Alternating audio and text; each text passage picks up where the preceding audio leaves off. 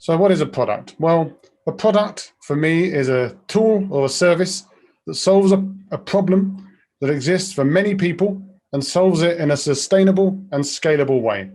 And some of these words are very important. Sustainable and scalable, of course, and obviously the problem for many people. I'm not interested in building APIs individually for individual clients because that is a professional services engagement and that is not product management. What I want to do when I'm building APIs is build a solution that works for many people and can be offered at scale, because that's how you drive growth through your product. So it's important to consider the scaling part of this, and we'll come back to the scaling a couple of times throughout this as well. So, okay, then, well, what is product management? And again, this is something that I ask people on the podcast. It always gets interesting answers. And also, what is API product management? Now, for me, product management and API product management, whilst the products are different, potentially, the job is the same. And this, again, my definition, it's the practice of deciding the problems that are most important and working with your engineers and stakeholders to build the solutions that work to solve that problem. And there's this typical circle thing. You've probably seen it 100 times before.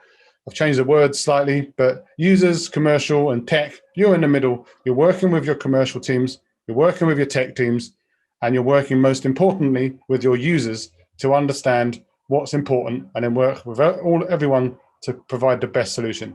And in this case, we're going to assume that that best solution is an API. But do API product managers need to be technical? And that's a very good question, and something that is also something that gets asked about any product manager. Like, you don't have to look too far.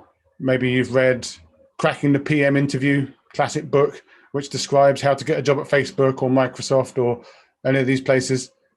And many of these big tech firms in Silicon Valley will give product managers coding tests. Now, I am not going to say that that's wrong, but it's certainly not something that I believe in. I don't believe that product managers need to be overly technical. They need to understand technology, but they don't need to be developers. And it's the same for API product managers, in my opinion. So product managers don't need to write or build APIs. If they came from technology backgrounds, maybe they have that skill set, but it's not a requirement. They've got an engineering team for that.